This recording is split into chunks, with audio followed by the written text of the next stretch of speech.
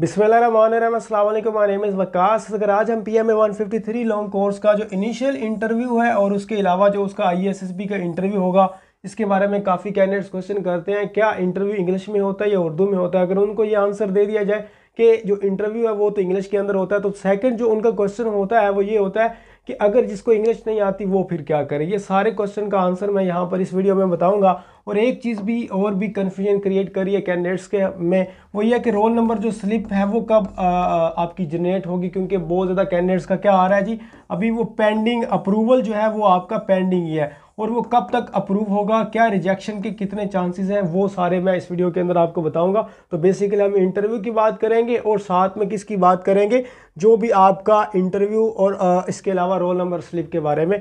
तो अगर हम बात करें क्लासेस के हवाले से, अगर आपने प्रिपरेशन करनी है तो हमारी ऑनलाइन क्लासेस जो है ना वो चल रही हैं, बल्कि अभी हमारा लास्ट बैच जो है ना वो 25 अक्टूबर से स्टार्ट होना है।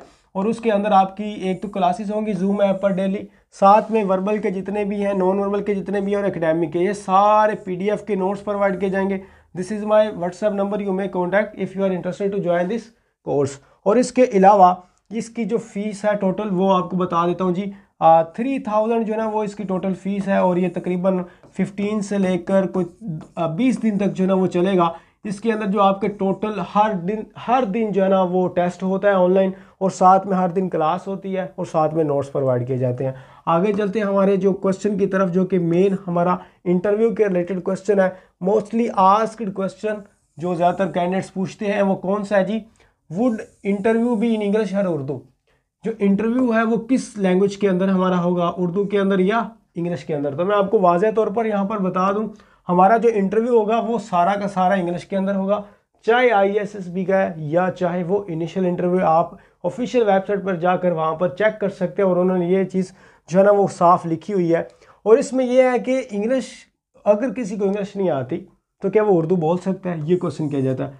तो वो हरगिज़ उर्दू नहीं बोल सकता, क्योंकि ये डिपेंड करता है इंटरव्यूवर पर। और जहाँ वहाँ पर इंटरव्यूवर जितने भी बैठे होते हैं वो 99% क्या होते हैं, वो इंग्लिश ही बोलते हैं। तो आपने इंग्लिश के अंदर जो है ना वो आंसर करना होता है। अब डिमांड क्या करती है आर्मी, ये डिमांड करती है कि आपने बस इंग्लिश बोलनी है, और इंग्लिश के अंदर भी बड़ा ईजी सी चीज़ें होती है। मिसाल के तौर पर introduce your self, who is your favourite personality, what is your hobby, merit and demerit, who is your favourite personality, चले हो गया। और उसके अलावा वो आपसे पूछ सकते हैं कि सिबलिंग्स के बारे में कुछ बताएं, वो इंग्लिश के अंदर बताना होता है। और उसके अलावा आपसे कोई भी टॉपिक जो है ना वो दे सकते हैं, या why you want to join Pak army.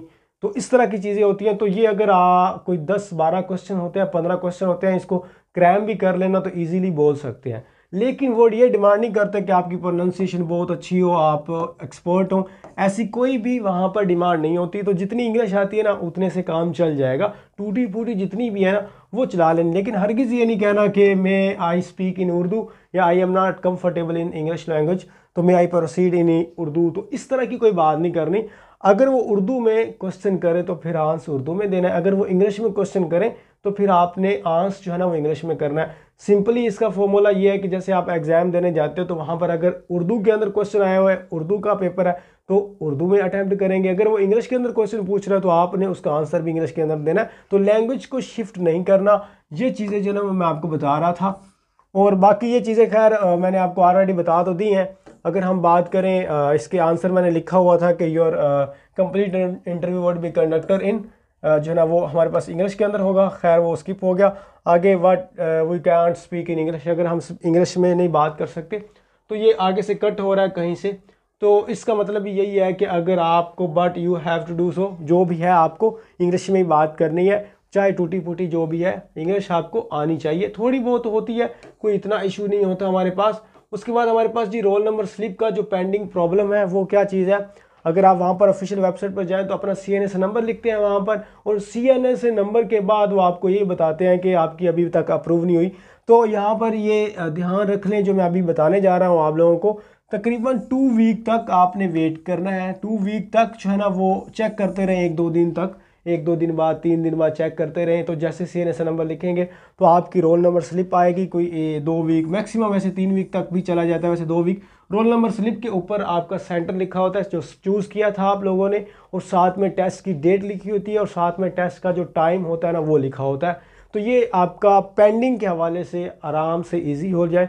Rejection के कोई चांसेस वगैरह नहीं होते। अगर आपकी जो हो गई है ना, सबमिट हो गया फॉर्म, तो फिर रिजेक्ट नहीं होता, अक्सर नहीं होता, 99% आपका रिजेक्ट नहीं होता फॉर्म। तो इसलिए इसके बारे में आपने परेशान नहीं होना। लेकिन जो मेन चीज़ थी ना, वो एक मेरी बात ध्यान में रखिए, जो भी आपने पुट किया है, अगर तो आप में से किसी ने उसकी रिकॉर्डिंग करके रख लिया है, स्क्रीन रिकॉर्डिंग, तो वो सबसे बेस्ट था। लेकिन आपने जो भी वहाँ पर फिल किया 7 फॉर्म्स के अंदर, वो आपसे पूछा जाएगा ISSB तक, उसके बारे में क्वेश्चन होंगे।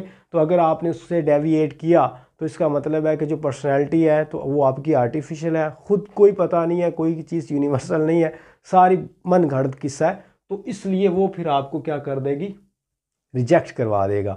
तो जो आपने अभी तक अप्लाई नहीं किया, तो वो आप अगर अप्लाई कर रहे हो तो रिकॉर्डिंग करके रख लें और उसको याद कर लें, रटा लगा लें, क्योंकि यही चीज़ आपको आगे फॉर्म में भी वो सबमिट करवानी पड़ेगी और यही चीज़ आपको इंटरव्यू में भी पूछेंगे।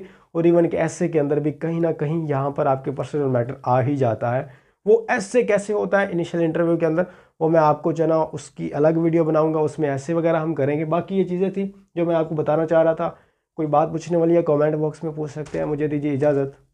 अल्लाह हाफिज़।